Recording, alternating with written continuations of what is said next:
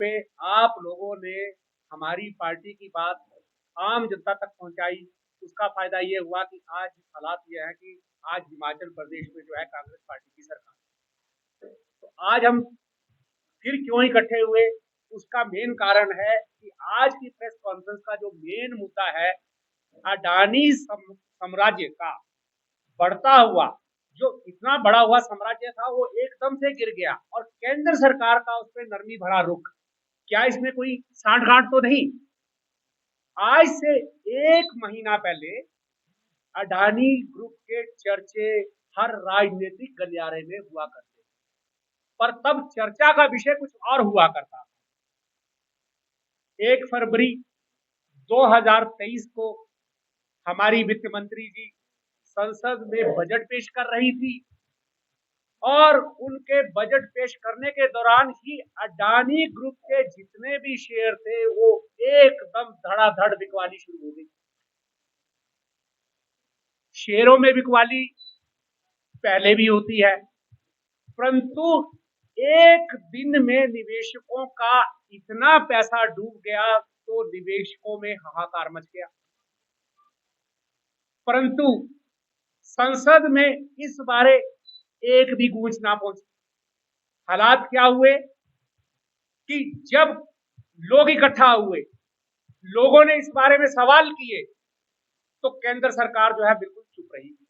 अब मैं इसके पीछे आना चाहूंगा कि 1 फरवरी से पहले 24 जनवरी को हिंडनबर्ग की एक रिपोर्ट आई, और उस रिपोर्ट का मेन मुद्दा, जो मेन हेड नोट था, उसने लिखा था कि दुनिया का तीसरा सबसे बड़ा अमीर शख्स कैसे कर रहा है कारपोरेट इतिहास की सबसे बड़ी धोखाधड़ी।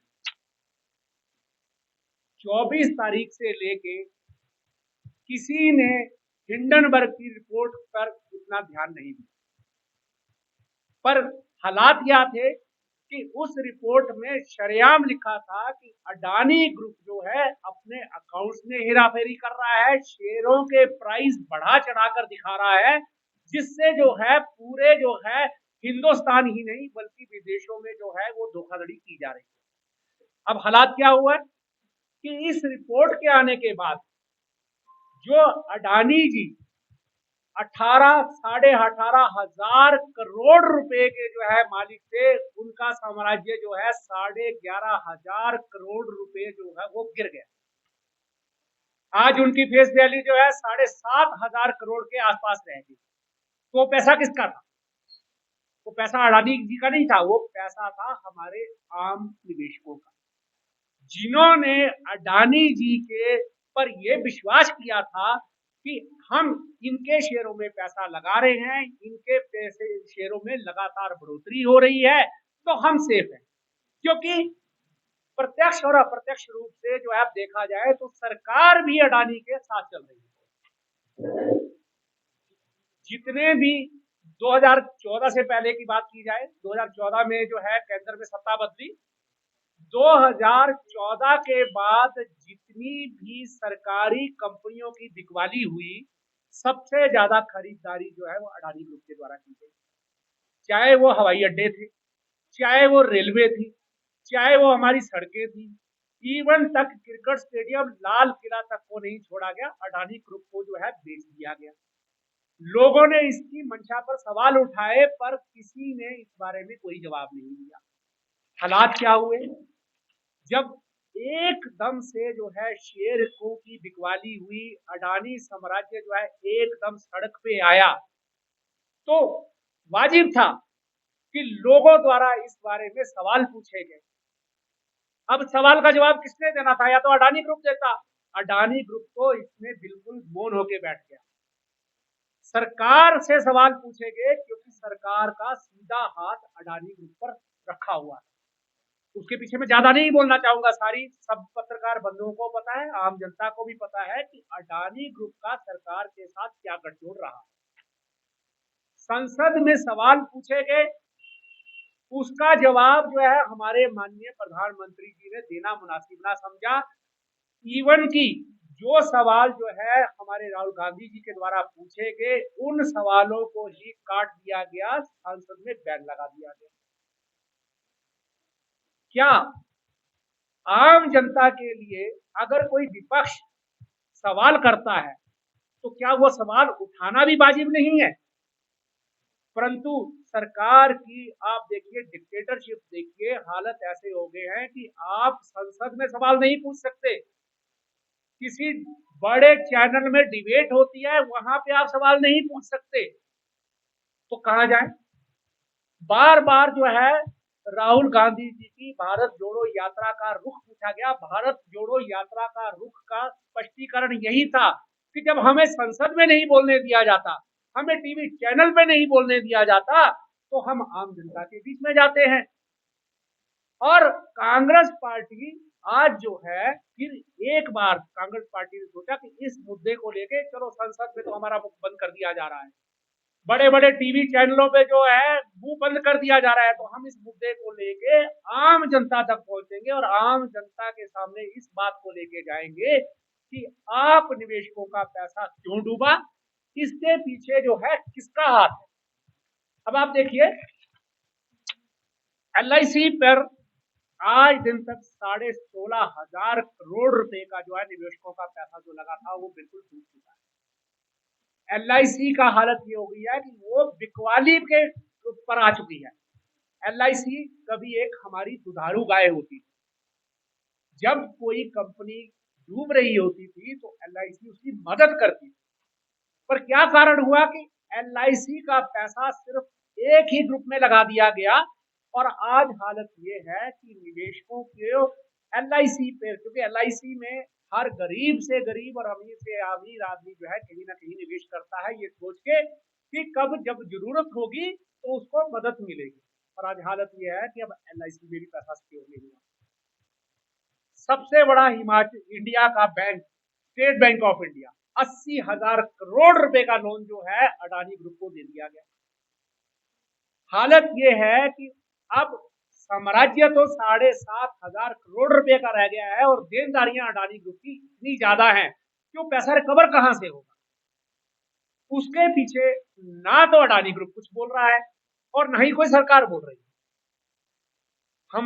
हमने संसद में सवाल उठाया कि अडानी के भाई विनोद कुमार जो दुबई में रहते हैं, सिंगापुर और जकार्ता से बेनामी कंपनियों के नाम पर जो है तरह तरह के शेयरों की बिकवाली और खरीदारी कर रहे थे, उन पर सेबी का क्या रुख था? कोई जवाब नहीं दिया गया। सेबी ने कहा हमने जांच बिठाई है। इस बात को कहे हुए भी आज लगभग जो है 1.5 हफ्ता हो गया। उस जांच में आज दिन तक क्या सामने आया है आप पत्रकार बंधुओं को पता है। वो बात कही वही बंद हो गई। एलआईसी ने कहा कि हम इस मुद्दे पे जांच बिठा रहे हैं कि इसका पैसा कैसे डूब गया निवेशकों का। एलआईसी की तरफ से भी जो है कोई जांच आज दिन तक क्या हुई कोई पता नहीं लगा। तो कहीं ऐसा तो नहीं कि उनको आगे जांच करने से कोई एजेंसी, सरकारी एजेंसी, मेरा सवाल बिल्कुल सीधा सवाल है कि क्या जो है मौजूदा केंद्रीय सरकार कहीं सीधे तौर पर उनको जांच करने से रोक तो नहीं रही? कहीं ऐसा तो नहीं कि उनको लग रहा है कि कहीं जांच में जो है ये छींटे हमारे दामन पे ना गिर जाए। अब हालात आप देखिए, अडानी सरकार और आम लोगों के बीच में जो है ना तो इसका स्पष्टीकरण अडानी ग्रुप की तरफ से दिया जा रहा है और ना ही हमारे माननीय प्रधानमंत्री जी जिनसे सवाल पूछे गए उन्होंने इसकी कोई प्रेस कॉन्फ्रेंस करके जो इसका जवाब दिया। अब जवाब कौन दे रहा है? भारतीय जनता पार्टी के नेता अडानी ग्रुप की जगह जगह पर जाकर उनकी सपोर्ट कर रहे हैं। वो कह रहे हैं कि आम निवेशकों को कोई नुकसान नहीं हुआ। आपको पता है कि पीआई डाली गई, सुप्रीम कोर्ट में डाली गई और जब सुप्रीम कोर्ट में जिस दिन पीआईएल लगी तो एक बंद लिफाफे में इन्होंने एक कुछ डाल के दे दिया कि हम इन लोगों से उसकी जांच करवाएंगे। पर जब हमारे माननीय सुप्रीम कोर्ट के जो है प्रमुख न्यायाधीश जी ने कहा कि आप जो ये बंद लिफाफा दे रहे हो हम उससे जांच नहीं करवाएंगे, हम इसकी जांच अपने तरीके से करवाएंगे, तो वहां पे केंद्र सरकार का रुख था कि आम निवेशकों का पैसा नहीं डूबा है। तो कोर्ट में जो है कहा गया कि आज हालत ये है कि निवेशक सड़कों पे मर रहे हैं और आप कह रहे हो कि आम आदमी का पैसा नहीं डूबा। उन्होंने साफ तौर पर केंद्र सरकार के बंद लिफाफे को देने से इनकार कर दिया। तो कांग्रेस पार्टी ने ये डिसाइड किया है कि हम अब सड़कों पे जाएंगे। केंद्र सरकार क्यों जवाब नहीं दे रही है, केंद्र सरकार इस पे किसी तरह की जांच क्यों नहीं बिठा रही है? अगर कांग्रेस पार्टी और सारे विपक्षी दलों ने जेपीसी बनाने की मांग करी तो वो जेपीसी बनाने पे केंद्र सरकार घबराती थी। हमारा विरोध इस बात से नहीं है कि अडानी ग्रुप को पैसा दिया गया तो वो उस पैसे का क्या, हमारा विरोध और हमारी ये बात यही है कि वो उस पैसे का जो है वो क्या हुआ। आज हालत ये है कि हर निवेशक डर रहा है कि उसका आगे का भविष्य क्या है। रोज शेयर मार्केट में देखिए 10% अडानी जी के शेयर गिर रहे हैं। सेबी जांच क्यों नहीं कर रही? अगर एलआईसी ने जांच की है तो वो जांच बाहर क्यों नहीं आ रही? और सबसे बड़ा जो है मेरा जो है सवाल है कि हमारे माननीय प्रधानमंत्री जी इस पर कोई भी अपनी जो है बात क्यों नहीं रखते? लोगों ने 2014 में उन्हें बहुमत दिया, 2019 में बहुमत दिया, तो एक विश्वास करके मोदी जी पर जो है उन्होंने किया था कि आम आदमी के लिए जो है वो काम करेंगे। पर आप सबने देखा कि 2014 से लेके आज 2023 आ गई है, 2024 का इलेक्शन आने वाला है और आज भी जो है मोदी जी और उनके मंत्रिमंडल का जो है साथ अडानी जी को ही मिल रहा है। जगह जगह पे उन्हीं के गुणगान किए जा रहे हैं कि अडानी जी के द्वारा कोई धोखाधड़ी नहीं की गई है, अडानी जी के द्वारा कोई निवेशकों का पैसा डूबा नहीं है। अगर पैसा नहीं डूबा है तो आज शेयर मार्केट का हाल क्या?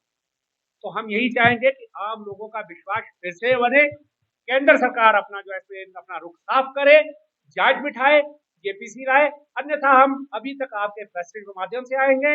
अब आगे जाके जो है कांग्रेस पार्टी सड़कों पे भी आएगी और इस चीज का सवाल का जवाब जो है इनसे मांगे। धन्यवाद।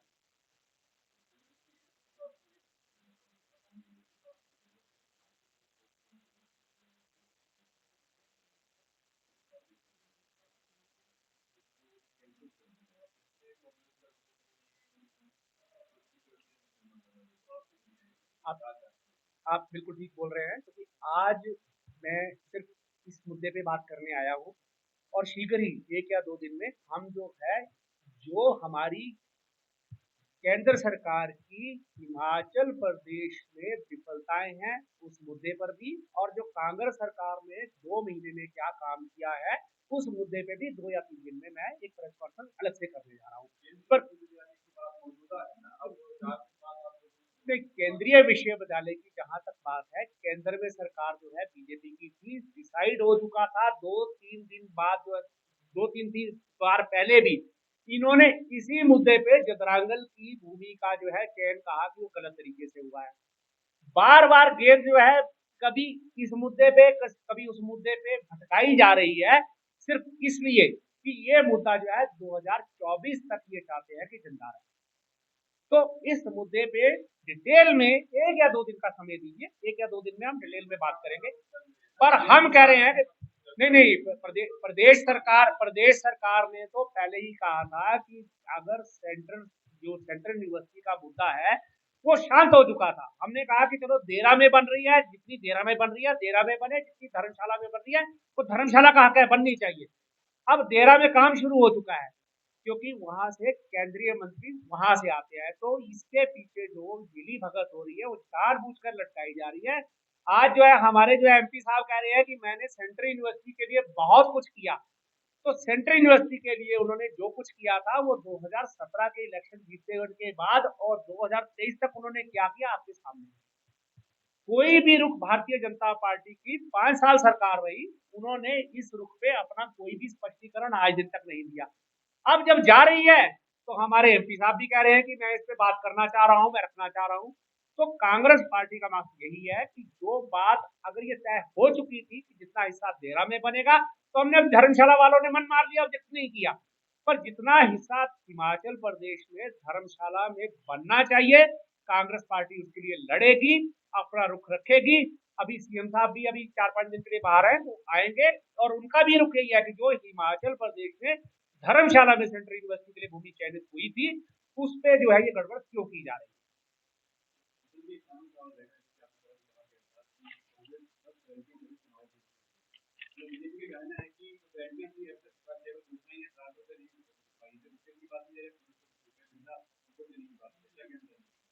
सोलह तारीख को मार्च से हमारा बजट सेशन बैठ रहा है। मैं आप लोगों से यही एक दरखास्त करना चाहूंगा कि आप लोगों ने, मैं भी आप लोगों के बीच में से हूँ, हमने बड़ा इंतजार किया है, सिर्फ एक महीने का इंतजार है और एक महीने से भी कम समय रह गया है। मुख्यमंत्री जी ने कहा है कि इन सारी घोषणाओं का मैं बजट में प्रावधान करने वाला हूं और बजट में प्रावधान करने के बाद मैं बताऊंगा कि मैंने 10 गारंटियों में से कौन कौन सी गारंटी लागू कर। तो 16 तारीख से जो बजट सेशन होगा वो एक हिमाचल प्रदेश में इस बार ऐतिहासिक बजट होने वाला है। वो कहते हैं कि मैं बिना बजट के कोई भी काम नहीं करूंगा। अगर मैंने नौकरियां देनी है तो मैं बजट के पहले मैं उनका प्रावधान करूंगा, फिर मैं नौकरी दूंगा। कहीं ऐसा ना हो कि मैं नौकरी दे दूं और लोगों को पे ही ना मिल पाए। तो 16 तारीख में जो बजट सेशन हो रहा है, सब चीजों का इसमें प्रावधान किया जा रहा है। उसके बाद जो है इस बारे में हम डिटेल में बात करेंगे।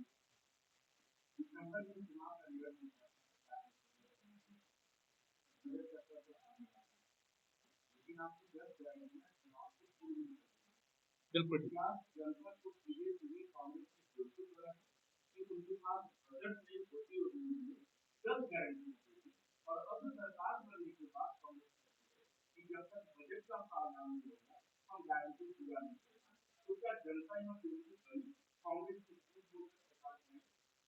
पांडे जी, मैं आपको मैंने जिस पहले भी जवाब दिया, ऐसा बिल्कुल नहीं है। कांग्रेस पार्टी ने कहा है कि जो हमने 10 गारंटियां दी हैं हम उन्हें लागू करेंगे। लागू करने में हमारा जो है किसी वजह से जो है, तो आपको पता है कि बजट सेशन जो है वो फरवरी और मार्च में ही होता है। बजट 16 तारीख को बन रहा है, इसका सारा का सारा ब्यौरा तैयार हो चुका है और किस किस गारंटी को किस क्रमवार लागू किया जाएगा उसका हिसाब किताब 16 तारीख को ही माननीय मुख्यमंत्री जी जिस दिन अपनी जो है बजट रखेंगे उसमें ही बता देंगे। और मेरे को पूरी उम्मीद है और विश्वास भी है कि ये जो आने वाला बजट है उसमें 10 गारंटियों को जो है, जो सबसे महत्वपूर्ण गारंटी है ओपीएस है जिसका ऐलान वो पहले ही कर चुके हैं, बिजली है 1500 रुपए के बारे में है, जैसे हमारे मुशाकिल जी जो है इसके जो इंचार्ज है उन्होंने कहा है कि इसके बारे में हमने रूपरेखा तैयार कर ली हुई है और बजट में जो है इन सारी गारंटियों को हम लागू करके रहेंगे। महंगाई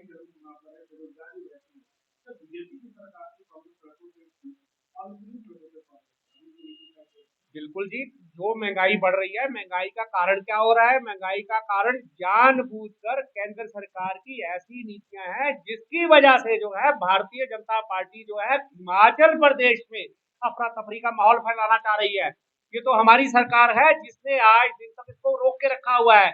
कई जगह हालात देखिए ऐसे कर रखे हैं कि रोज ईडी के नाम पे छापे बैठाया जा रहा है, कभी सीबीआई के नाम पे छापे बैठाया जा रहा है, कभी हालात तो ये है कि बड़े बड़े नेताओं को जहाजों से उतार लिया जा रहा है। केंद्र सरकार नहीं बढ़ा रही है, बिजली का बिल जो है पक्की जरूरतों के हिसाब से। अब आपने देखा सीएम साहब ने जो है सबसे बड़ी कल या परसों जो टेंडर रन किया, बिना बात के जो है वो स्मार्ट जो बिजली के जो मीटर थे वो हमारे पर लाद दिए गए। 10,000 रुपए का बिजली का वो मीटर एक आता था, जो पुराने बिल आज अब मीटर दोबारा से लगाने चाहिए तो आज बिजली विभाग दोबारा से उन्हीं पुरानी मीटरों को लगा रहा है। इसका मतलब जो पहले वाले मीटर थे वो खराब नहीं थे। बिल्कुल उसका बजट में प्रावधान है, 300 यूनिट का भी प्रावधान। आप 16 तारीख बजट की वेट करिए, 16 तारीख के बाद और अप्रैल महीने में ये जो है बिल्कुल इसकी जो है आपको मिलेगा। 100% पीसी होगी सर। 17 तारीख की होगी तो 18 को होगी, पर पीसी होगी। केंद्रीय मंत्री अनुराग ठाकुर आज भी सुना सुनने आए थे, उन्होंने कहा था कि राहुल गांधी ने कम जानकारी के बाद में ये तो मैं यही कहूंगा कि अब खिसियानी बिल्ली खंबा नोचे। अनुराग ठाकुर जी को भी पता है कि 2024 का इलेक्शन उनके लिए कितना टफ होने जा रहा है। 2024 में इस बार पहली बार होगा कि अनुराग ठाकुर जी को जी जान लगाने के बावजूद भी सफलता हाथ नहीं लगेगी, क्योंकि उन्होंने इतने साल केंद्र में मंत्री रहते हुए भी हिमाचल प्रदेश के लिए क्या दिया। बार बार वो कहते हैं एम्स मैंने दिया, नड्डा जी कहते हैं एम्स मैंने दिया, तो इनकी आपस की लड़ाई ही इनको लेके डूबेगी और 2024 के लिए अपनी वो सिर्फ साख बचाने के लिए इस तरह के बयान दे रहे हैं, जबकि उनको पता है कि हिमाचल प्रदेश के लिए हम कुछ नहीं कर पाएंगे। धन्यवाद।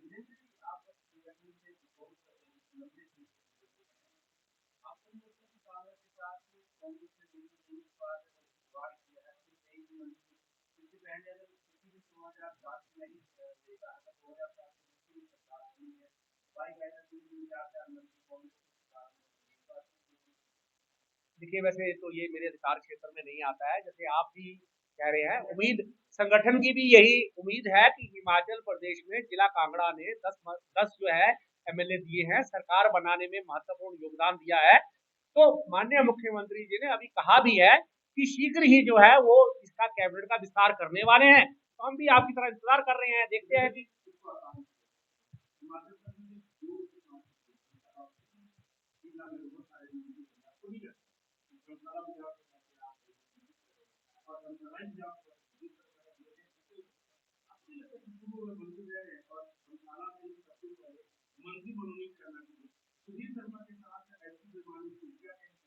देखिए, ये मेरे अधिकार क्षेत्र में नहीं है, ये प्रेरोगेटिव राइट्स थी।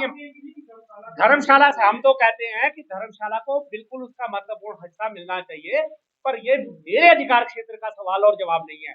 इसके बारे में जवाब जो है हमारे माननीय मुख्यमंत्री जी है वही देंगे, और उन्होंने कहा भी है कि बहुत जल्दी बजट सत्र से पहले पहले जो है मैं यहाँ पे हिमाचल प्रदेश में कैबिनेट का विस्तार करूंगा। अब हम भी आपकी तरह इंतजार करते हैं। हो सकता है कि जो उसमें जो है सुधीर शर्मा जी को भी मिल जाए, या जिसको मिलनी है उसको मिलेगी, पर ये बात जो है सिर्फ हमारे माननीय मुख्यमंत्री जी के ही प्रेरोगेटिव राइट में आता है और वही उसका जो है विस्तार करेंगे। सर, मैं भी धर्मशाला से ही बिलोंग करता हूं, मैं तो चाहूंगा कि सारे धर्मशाला को महत्वपूर्ण हिस्सा मिले, मैं भी चाहूंगा। धन्यवाद।